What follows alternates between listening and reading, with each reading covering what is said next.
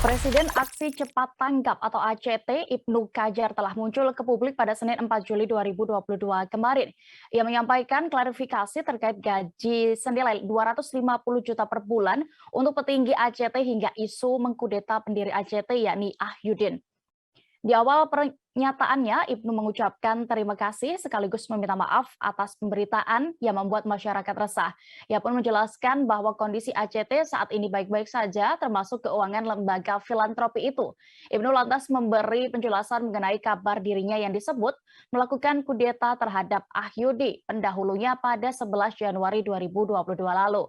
Menurutnya proses pengunduran diri Ahyudin diproses secara baik-baik bersama semua pimpinan lembaga di tingkat pusat dan daerah.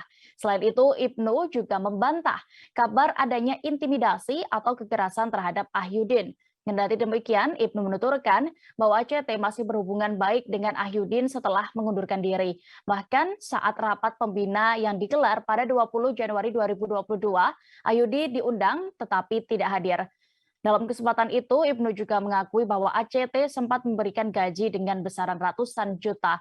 Besaran gaji itu hanya diberikan pada Januari 2021, namun tidak berlaku permanen. Lebih lanjut, Ibnu mengaku selama menjabat Presiden ACT, ia tidak memperoleh gaji seperti yang diberitakan. Besaran gaji yang ia terima tidak lebih dari 100 juta rupiah.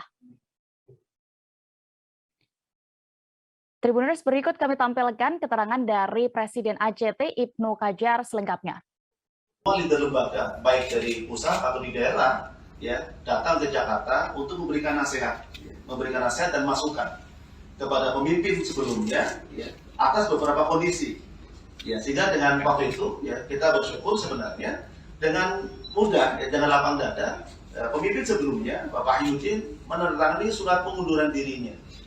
Ya, kenapa kami sampaikan sebagai bagian dari nasihat, sebagai bagian dari masukan-masukan baik dari tim lembaga, karena waktu itu sebenarnya kami dibersamai oleh Dewan Syariah sebagai bagian. Jadi kalau diberitakan ada yang sampai kata-kata kasar, menunjuk-nunjuk dan yang lain-lain, kami sampaikan tidak terjadi di forum itu.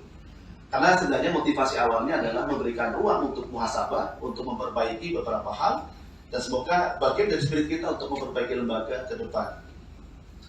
Dan beberapa kondisi yang barangkali sejak 11 Januari beliau mengundurkan diri, ya, dari lembaga, kami melakukan proses berikutnya, memberikan undangan untuk rapat pembina. Aturannya adalah 7 hari. Sehingga pada tanggal 20 Januari 2022 kemarin, kami mengadakan rapat pembina. Dan beliau diundang untuk hadir dalam rapat pembina untuk perubahan akte, ya, di yayasan. Beliau sampaikan pada kami lewat WA bahwa beliau sedang di luar kota dan beliau sampaikan memberikan kuasa pada kita semuanya untuk melanjutkan prosesnya dengan.